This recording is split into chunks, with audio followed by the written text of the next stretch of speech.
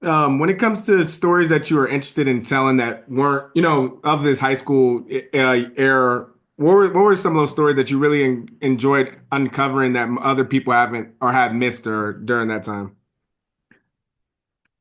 Boy, there's so many. But let me tell you the ones that were kind of exciting and fun to find. So I'm still operating when I'm first starting to write, digging up this stuff in these old newspapers that nobody else has looked at. And I'm reading Larry Bird's autobiography, and he's talking about that first game. So he's never played varsity before. He didn't play most of his sophomore year because of an ankle injury. His ankle's better now. He played a little bit of junior varsity, enough that they let him dress for the game.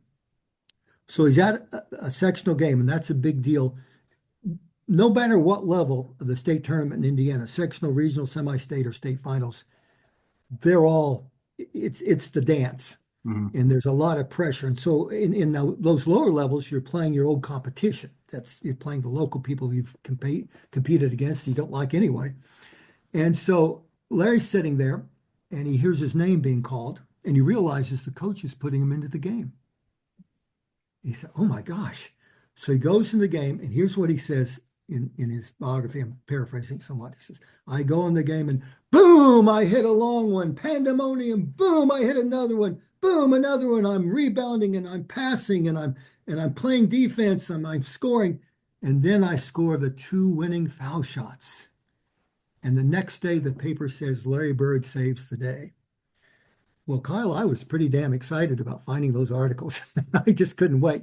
So I looked and I looked and I looked and I looked. Where are these things? And then I find the box scores. Larry, in one box score, it said he was 1 out of 9. And in another box score, it said he was 2 out of 9. Wow. But he did hit the winning free throws. And I couldn't find the headline until I looked in one across the state in Louisville in the Courier Journal that said Steve Land, who scored 28 points to Larry six, Land and Bird propel Springs Valley. So what happened? And then I finally found a narrative in a really small newspaper, and I ended up really liking the sports editor because he was just gave a lot of detail. But he Mhm. said this. He said, and the surprise of this game was a sophomore named Larry Bird who came in and made two quick baskets underneath and did some great passing, and that kind of changed the momentum of the game. And then he scored the two winning free throws. So was he the hero? Yes. Was it on the same level that he remembered? No. And I want to add one more thing to that. Uh, I have a memoir I wrote about my high school days when I was a senior and how it drew my father and I together. And when I started working on that, finding these box scores and finding those new old newspaper articles, I'd already outlined the story. I was stunned about how often I was wrong in my memory. Oh, wow. And sometimes I was wrong about how good I was, and sometimes I was wrong about how bad I was. I mean, I was just stunned all the way around. I would say 50% of the time I just didn't quite have it right. And I would have staked my life like that was the way it was. So this is Larry too.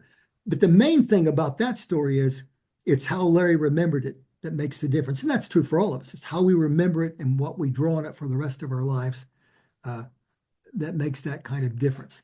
There were other games. This was an interesting one because this is another story that's been wrong in all the article or biographies about Larry. So the big iconic game in Larry's senior year was against Lagodi, where I taught. That's Okay. another reason why I I, I saw Larry when he would go to Oklahoma City, but I saw him play in high school because I was teaching at Lagodi. And this was a game at Springs Valley, 2,700 capacity, over 4,000 people in that gym. It was hot and you couldn't move. And this game is talked about in all of the books about Larry because this is the one Larry wished he had back. So in all those stories, it says that Larry, back then you had jump ball underneath a basket if the ball got tied up. Okay. Larry got the tip and he went and he scored at Lagodi's basket at the wrong end. And according to the book stories, this was the difference in the game, the point differential. That's not true. And when I read it, I said, that's not true. I was there. He walked. I remember him walking. And they called it off because that was pivotal that didn't count. because it would have been it was a nip and tuck game. Another sports writer caught something that it's everybody else missed, and I put it in my book. He said the key moment in that game was when a kid, I know who the kid was, I had him in class, he looked like a football player. He knocked Larry out for about, I don't know, 3 or 4 seconds. Larry was down, he was not responding. So they had to, Springs Valley had to call a timeout. And that was the difference in the game. At the end of the game, Larry's team had the lead. They had the ball. All they had to do was hold it. And a guy kind of got in the corner and he couldn't pass anybody and he called a timeout. And they got a technical. 2 shots and the ball back, and that was it. Wow. So those kinds of things were fun to find.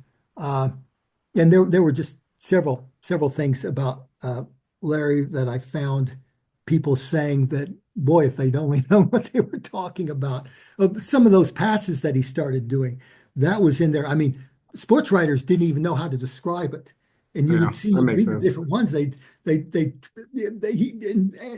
then somebody scored, they just couldn't quite, they didn't have any films to kind of go back and see what it was that he did. I think in one, the ball was going out of bounds and he got to it and he got it behind his back and he flipped it from behind his back clear down to the end where a guy got and scored underneath. And, Larry Bird could do it, but nobody else was doing that in that day and age. If you enjoyed that clip, make sure you head over to www.bookupapp.com to download our app so you can connect with your favorite bookish content creators, start conversations, and start your own book club.